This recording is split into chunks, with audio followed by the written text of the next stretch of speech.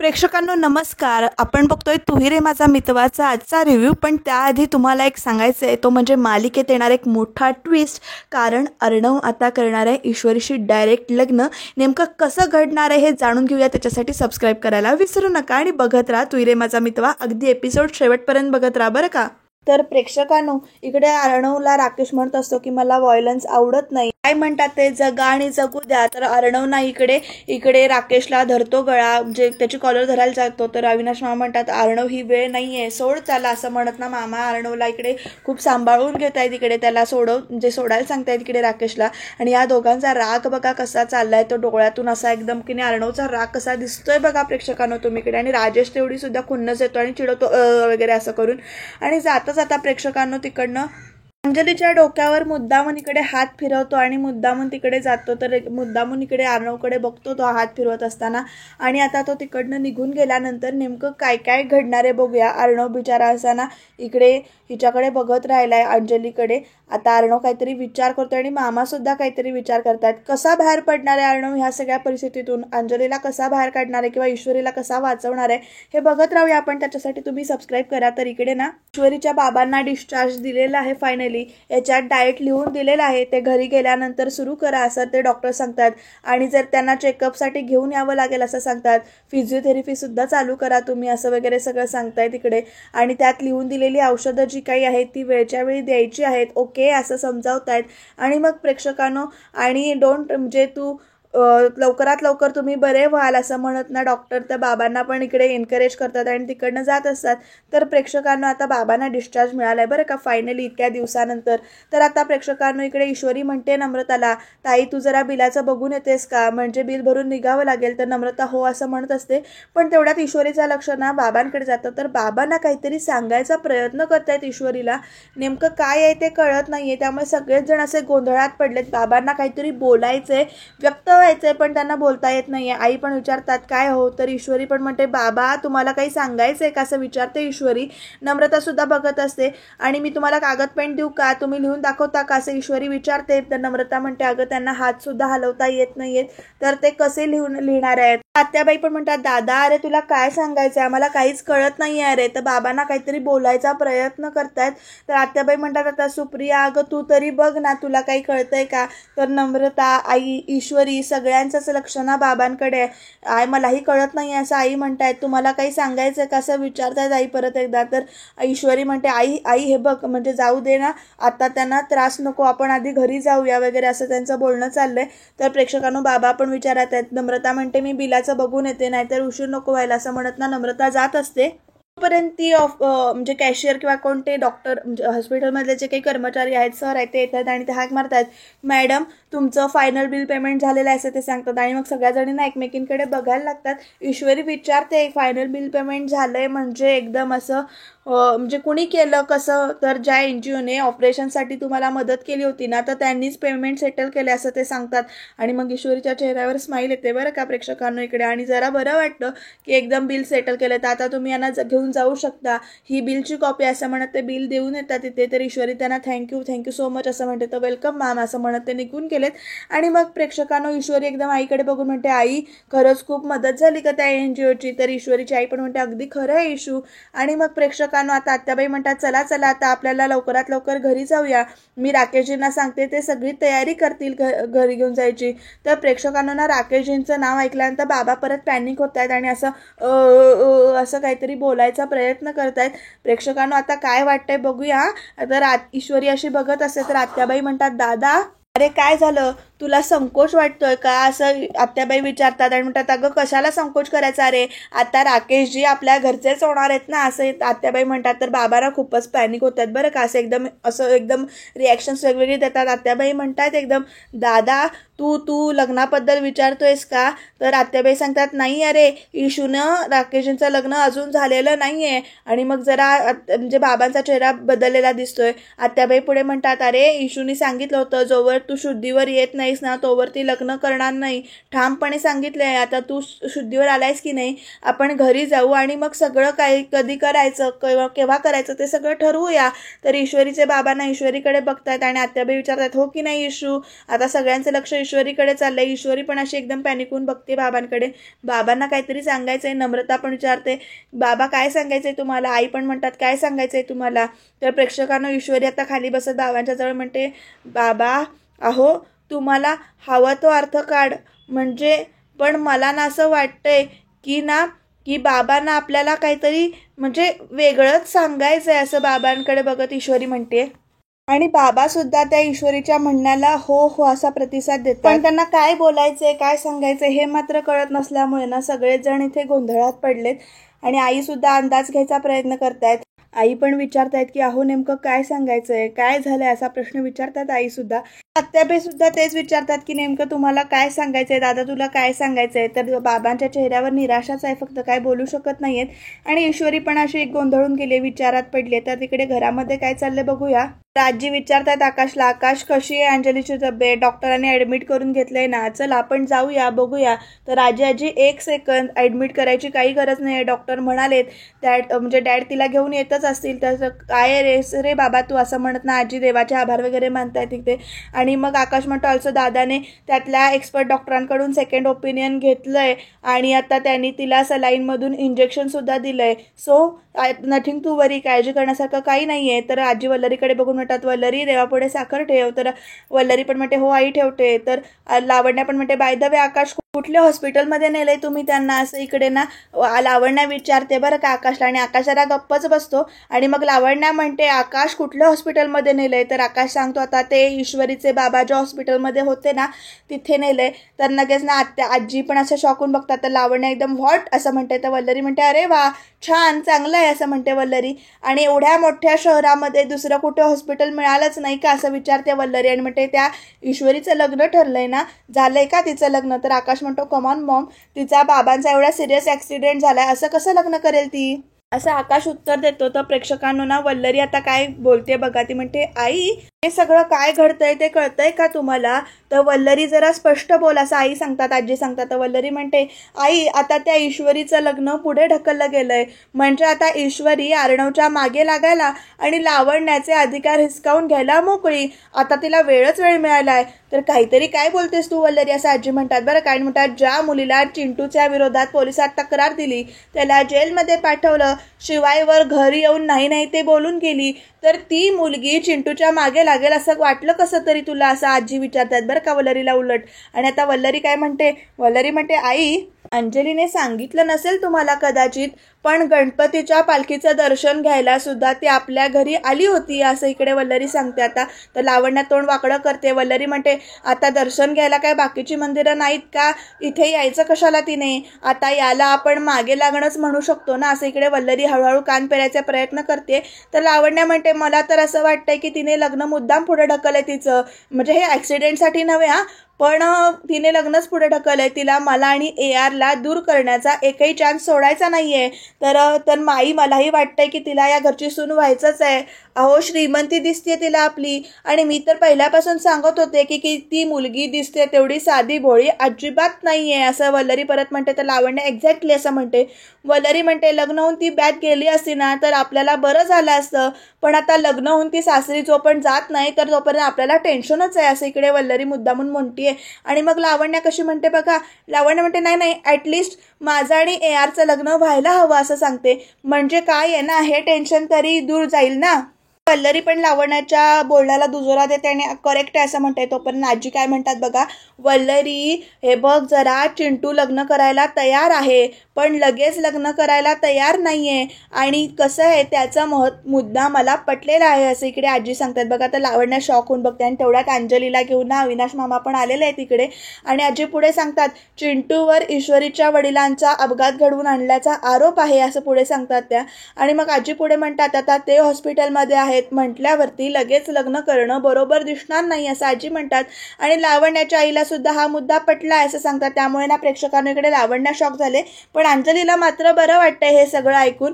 आणि इकडे प्रेक्षकांना वल्लरी पुढे बोलते की नाही, हा प्रॉब्लेम असं बरोबरच आहे, पण असाही विचार करून बघा ना आई तुम्ही, त्या ईश्वरीचे बाबा कधी बरे होतील देवच जाणे, पण तोपर्यंत आपण थांबायचंय का? नाही म्हणजे ठरलेलं लग्न इतकं पुढे ढकलायचं?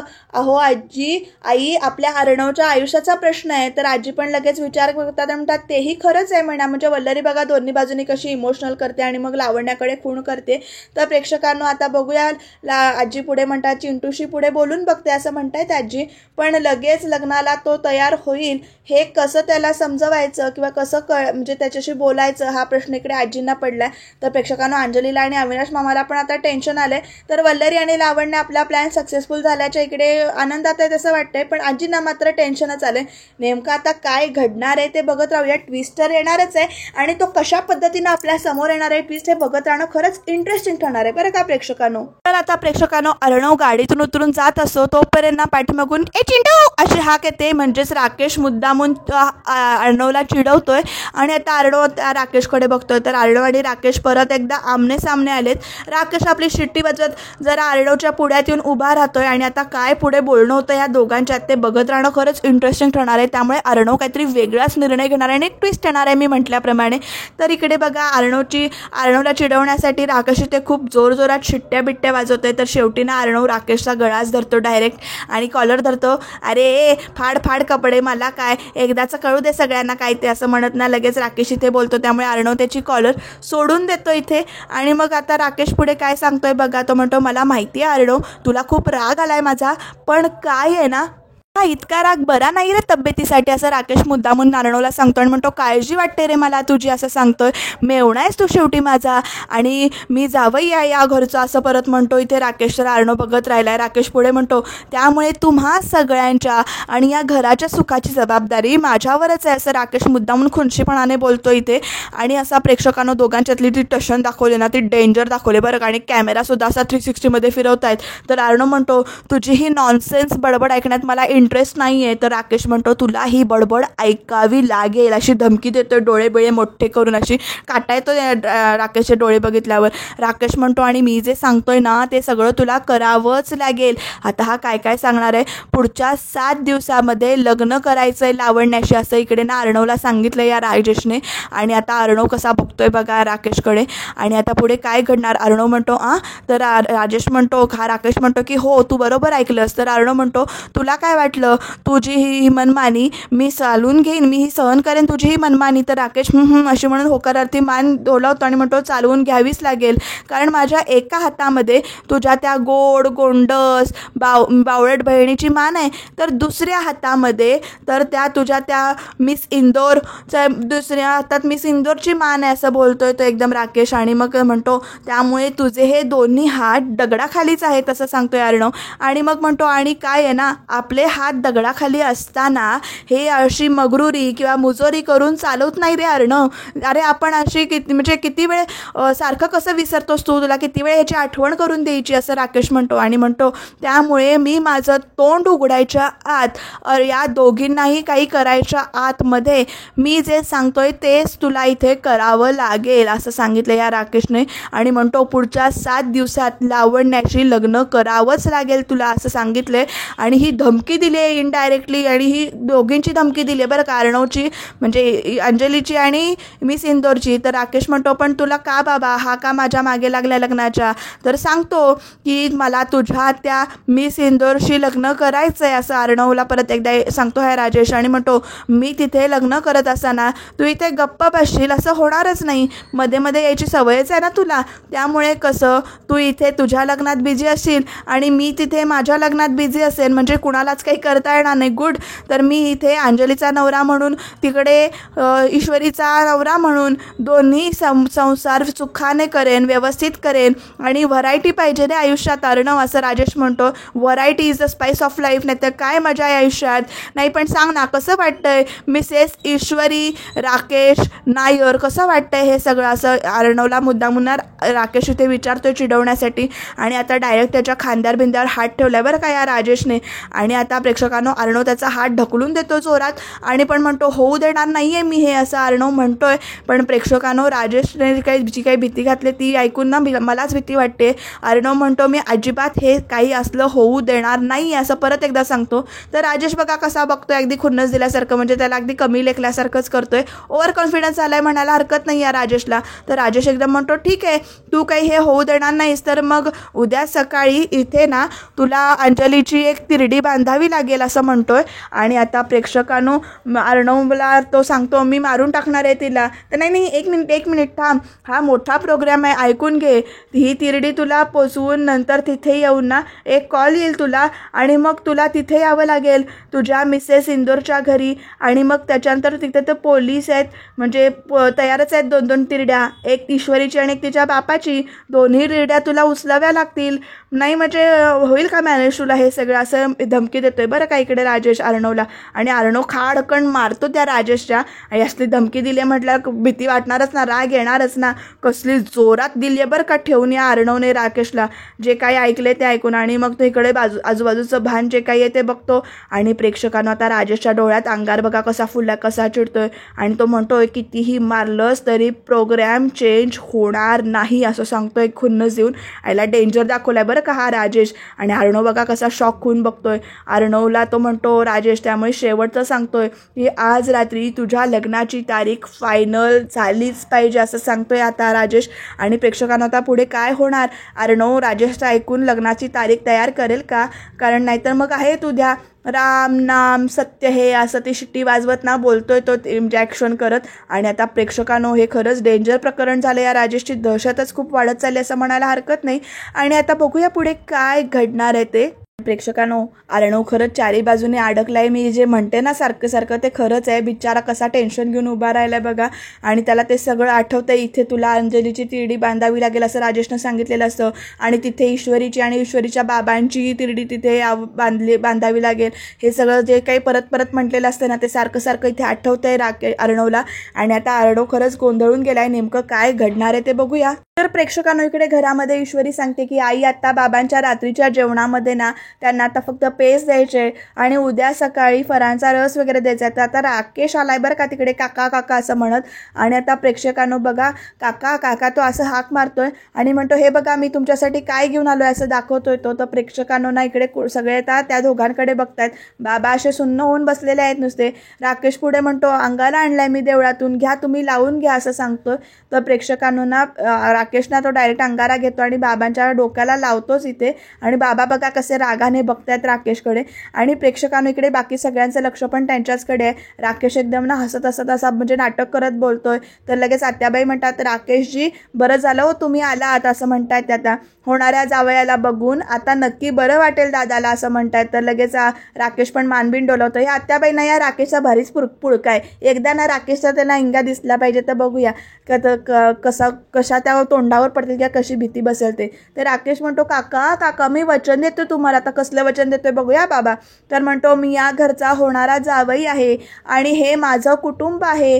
तर मी आणि यात म्हणजे तुम्हाला नक्की सामावून घेईन म्हणजे सपोर्ट करीन असं वगैरे काहीतरी तो नाटकी बोलतो इकडे राकेश. आणि प्रेक्षकांनो आता बघूया बाबा पुढे काय रिॲक्शन देतात किंवा काय बोलतायत ते. बाबा असे खुन्नस देऊनच बघतायत. राकेश एकदम विचारतो काय झालं काका, काही म्हणायचंय का तुम्हाला, काही सांगायचंय का तुम्हाला असं मुद्दामून विचारतोय राकेश इकडे. आणि सगळ्यांचं लक्ष त्यांच्याकडे जातंय. राकेश म्हणतो काका मला कळतोय तुम्हाला काय म्हणायचंय ते. तुमची इतक्या दिवसांची इच्छा आहे ना की म्हणजे काका तुम्हाला लवकरात लवकर आमचं लग्न झालेलं बघायचं आहे ना असं विचारतोय तो. आणि म्हणतो नाही कळतंय मला, दिसतंय तुमच्या डोळ्यामध्ये. आणि आपल्याच अर्थ घेतलाय बरं का या राकेशने. आणि मग तो म्हणतो ईश्वरीजी अहो ईश्वरीजी बघा बघा काकांना लवकरात लवकर आपलं लग्न झालेलं बघायचं आहे असं मुद्दामून तो उठून सांगतो. प्रेक्षकांनो लगेच ना सगळ्यांच्या चेहऱ्यावरचे हावभाव इकडे बदलतात. प्रत्येकजण राकेशकडे असे बघायला लागतात. राकेश परत एकदा म्हणतो ते म्हणतायत की आधीचे लग्न इतकं पुढे गेले त्यात आणखीन उशीर नको हो ना काका असं मुद्दामून तो विचारतो. हेच म्हणताय ना काका तुम्ही. तर प्रेक्षकांनो सगळ्यांना राकेशकडे आणि बाबांकडे बघतायत. आणि मग प्रेक्षकांनो राकेश एकदम म्हणतो बघा बघा त्यांच्या डोळ्यातच दिसतंय ते असं सांगतोय. आणि मग सगळ्यांना त्याच दृष्टीने विचार करायला लागतात. अगदी आई ईश्वरी नम्रता आत्या सगळेच. आणि मग प्रेक्षकांनो इकडे ना आत्याबाई लगेच म्हणतात बघितलंस ना सुप्रिया तू, अगं दादा काय म्हणतोय ना हे राकेशजींना कळतंय अगं, असं म्हणून राकेशबद्दल ना आत्याबाई लगेच बोलतात तिथे. आणि मग बाबा असे सुन्न सोनू बसलेत. राकेश परत एकदा म्हणतो, काका काका तुम्ही नका काळजी करू, आमचं लवकरात लवकर लग्न होईल असं सांगतोय. तर बाबा असे ना एकदम असे मानबिन डोलवल्यासारखे काहीतरी करतायत, असं बोलायचा प्रयत्न करतायत. तर प्रेक्षकांना ना आई म्हणतात कदाचित हेच त्यांना सांगायचं असावं. आता आईंना सुद्धा हे असं वाटायला लागले बरं का. आणि मग प्रेक्षकांना ईश्वरी सुद्धा क्षणभरासाठी विचारात पडते, नाहीतर इशूचं लग्न सोडलं नाही तर दुसरा कुठला महत्त्वाचा विषय नाही असं आई पुढे बोलतात. तर राकेश म्हणतो अगदी बरोबर आहे काकू. काकू अहो आत्या. आणि मग प्रेक्षकांना राकेश म्हणतो मला असं वाटतंय की आपण काकांची इच्छा पूर्ण करायला हवी, तीही लवकरात लवकर पूर्ण करायला हवी असं इकडे राकेश मुद्दामून म्हणतोय बरं का प्रेक्षकांनो. आणि मग सगळेच जरा विचारात पडलेत. राकेश प्रत्येकाकडे बघतो, नम्रताकडे अंगारा देतो तो. आणि मग प्रेक्षकांनो सगळ्यांनाच तो अंगारा लावायला सांगतो. ईश्वरीजी काकू आत्या सगळ्यांनाच अंगारा देतोय लावायला. आणि राकेशने ना या सगळ्यांना आपल्या शब्दामध्ये बरोबर गुंडाळलेलं आहे बरं का. आणि सगळे त्याच्या शब्दावर विश्वास पण ठेवतात. तर ईश्वरी मात्र बाबांच्या नजरेत काहीतरी शोधायचा प्रयत्न करते. ईश्वरी बाबांच्या समोर जाऊन बसते आणि बाबांना हाक मारते की बाबा असं म्हणत. आणि मग ईश्वरी जो काही विचार करते ते बाबा तिच्याकडे एकटक बघत राहिलेत नुसते आणि त्यांना डोळ्यातनं बोलतायत असं म्हणतात. तर ईश्वरी म्हणते खरंच हीच सांगायचं असेल का बाबांना, असं ईश्वरी सुद्धा विचार करते बरं का प्रेक्षकांनो. आता जरा तरी आपलं डोकं लावा, काहीतरी डोकं लावा असं म्हणावं असं वाटतंय मला भरपूर. कारण या सगळ्या जणींना राकेशला म्हणणार लगेच इकडे विश्वास ठेवतात. बिचारे बाबा काही बोलू शकत नाही आहेत. तर या संधीचा फायदा राकेश मात्र बरोबर उचलतोय. आता बघूया पुढे काय घडणार आहे ते नेमकं. तर प्रेक्षकांना उद्याच्या भागामध्ये इकडे अर्णव डायरेक्ट त्याच्या लग्नासाठी जे काही सांगतोय ते बघून तुम्हाला पण धक्का बसणार आहे. पण इकडे ईश्वरीच्या घरात ईश्वरीच्या आईने लग्नाचे जे काही मुहूर्त काढलेत ते बघून इकडे राकेश तर खुळा झालाय. राकेश म्हणतोय लगेच की जो काही लवकरात लवकर मुहूर्त असेल तो करून टाकूया, म्हणजे तारीख बघायच्या आधीच तो बोलतोय, तो पहिली तारीख असेल त्याला करून टाकूया. तर अर्णव इकडे राकेशचा गळा धरणार आहे. काहीतरी वेगळ्या घटना घडणार आहेत आणि एक वेगळा ट्विस्ट येणार आहेत. नेमकं काय असेल ते बघत राहूया. त्याच्यासाठी तुम्ही चॅनलला सबस्क्राईब करायला विसरू नका. छान छान कमेंट सुद्धा आणि बघत राहा तू ही रे माझा मितवा.